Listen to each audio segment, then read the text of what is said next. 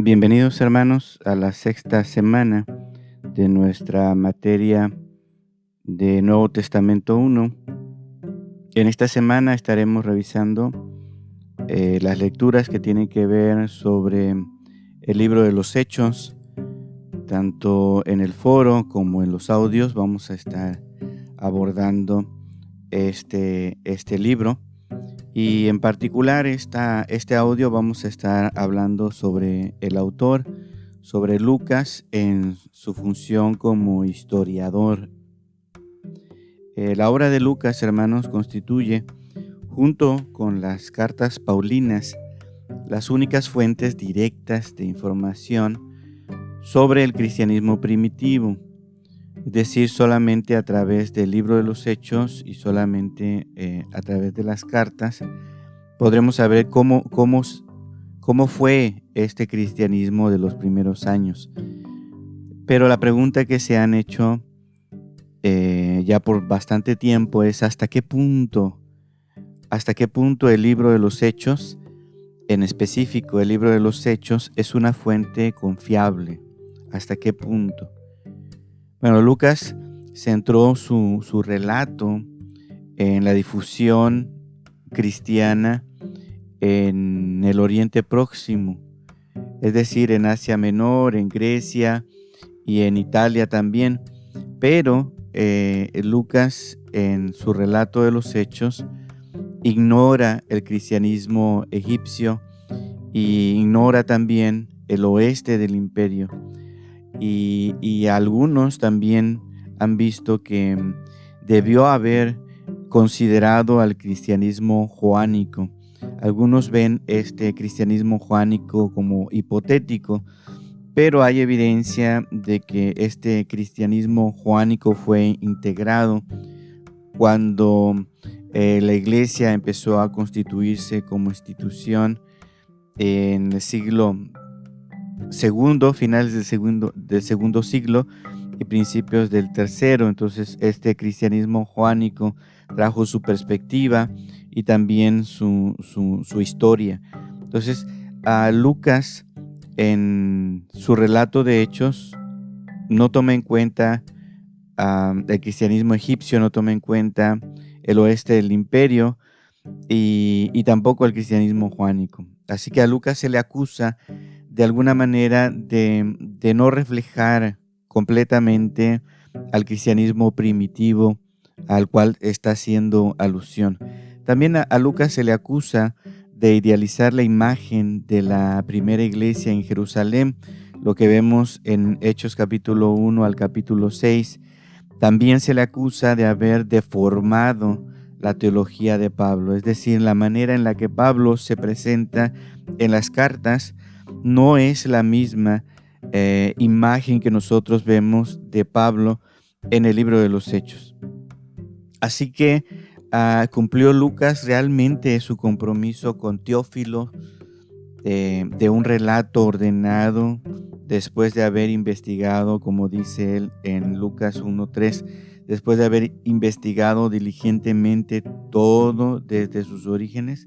Realmente cumplió Lucas con ese compromiso, especialmente cuando hablamos del libro de los Hechos. Bueno, debemos recordar que Lucas, como historiador, cuenta una historia a partir de un punto de vista muy específico. Y en función de ese punto de vista, como historiador, selecciona los datos y los pone en perspectiva, es decir, desde donde él quiere contar las cosas con la intención que él quiere provocar. Así que necesitamos tener en cuenta tres aspectos en cuanto a Lucas como historiador, en las funciones que él está llevando a cabo al escribir su relato. En primer lugar, tenemos que observar lo que a manera del deuteronomista, si ustedes conocen la teoría documental ya en la clase de Antiguo Testamento, una vertiente es el deuteronomista. Entonces Lucas, a manera de deuteronomista, realiza una lectura creyente de la historia, una manera de observar la historia, una manera en fe, podemos decirlo. Él mantiene solamente aquellos elementos que puedan favorecer su lectura teológica de la historia, que en este caso en el libro de los Hechos es cómo Dios conduce a los suyos, cómo Dios interviene en la conducción de la iglesia, ¿no? Y específicamente de una parte de ella en la comunidad primitiva. Entonces, a él le interesa, a manera de una perspectiva teológica de la historia, mantener solo aquellos elementos que puedan favorecer cómo Dios se muestra conduciendo a los suyos.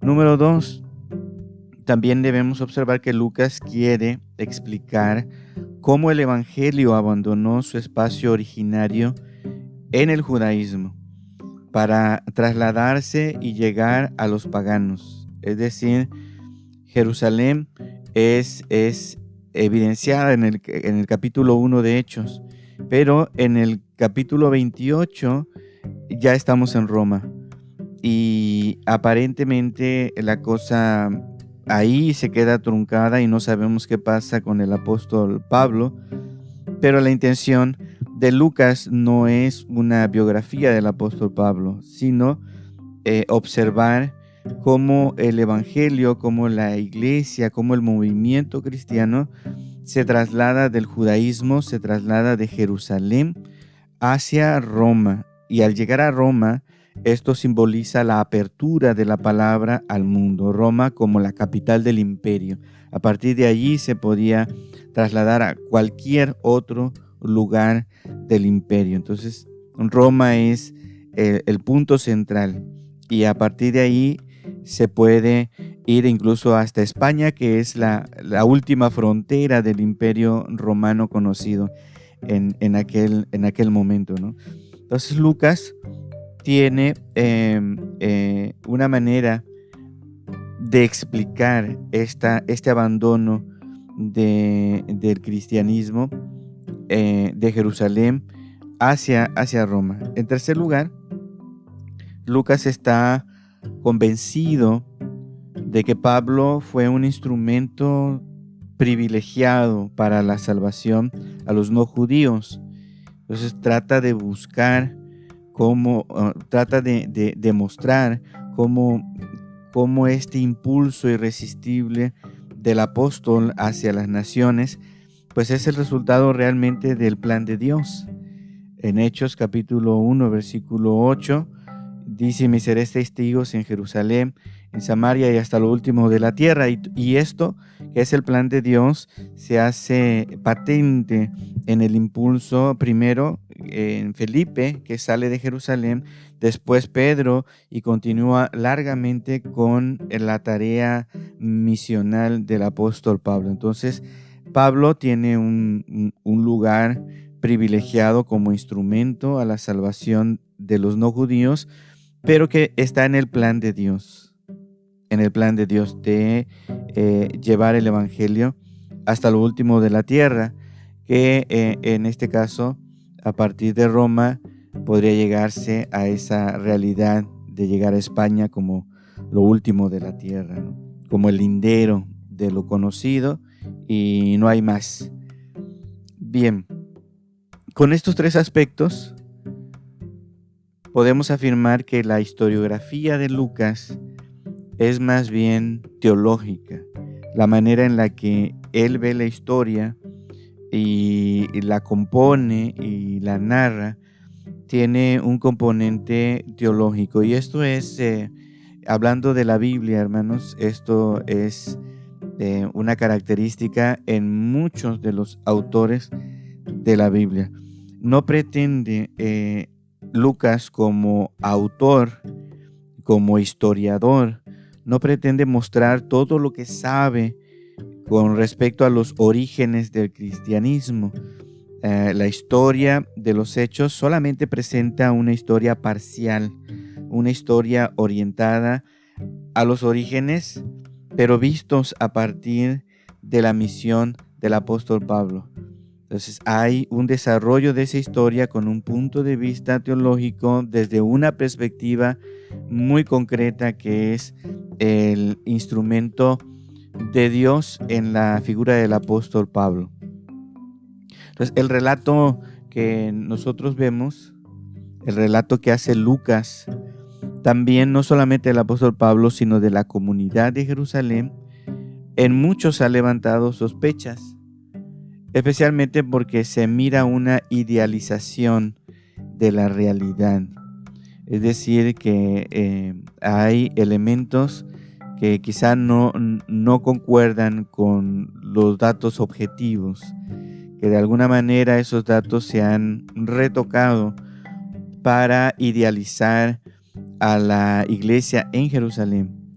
Es decir, una comunidad que se muestra unánime, una comunidad que comparte sus bienes, que es una comunidad de bienes, y también su crecimiento intenso y rápido que nosotros podemos mirar en estos primeros capítulos, pues nos hablan de una edad de oro ante los ojos del autor, una edad de oro que es digna de imitar, que es digna de tener como ejemplo para volver a hacer una iglesia como la de Jerusalén. Recuerden que han pasado años cuando Lucas relata o escribe el libro de los Hechos.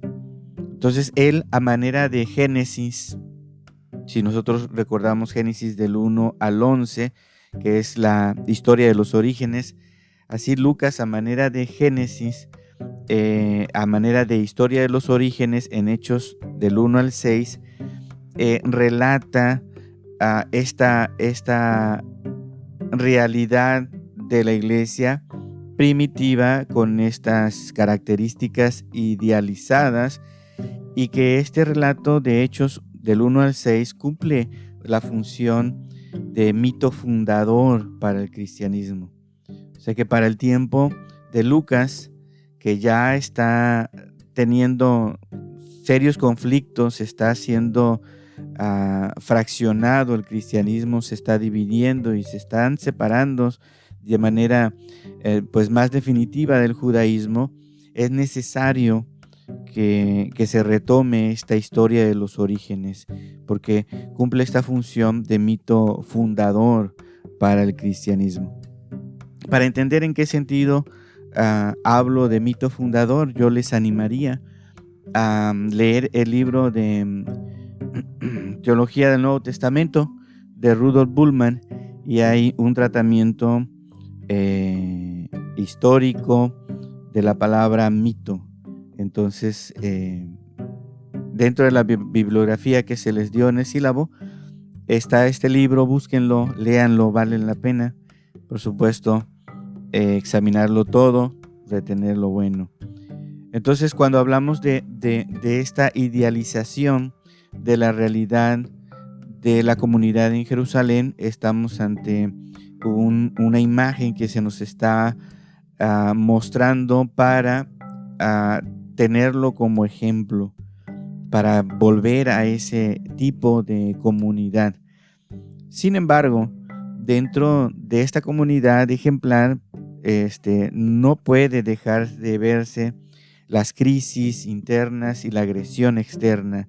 Y esto es para que la comunidad del tiempo de Lucas pueda identificarse de mejor manera con esta comunidad de Jerusalén, que también batalla con situaciones internas y con presión de gente que está fuera de la iglesia, pero que ellos saben resolver de la manera adecuada y correcta. Y esta es la manera en la que también la iglesia, después, con el paso de los años, al enfrentar sus conflictos, tiene que aprender a imitar. Así que la práctica, por ejemplo, de la comunión de bienes no era tan general como se nos muestra allí, porque pues al final, a partir de las cartas del apóstol Pablo, vemos que hay dificultades y carencias económicas dentro de los miembros de la iglesia en Jerusalén.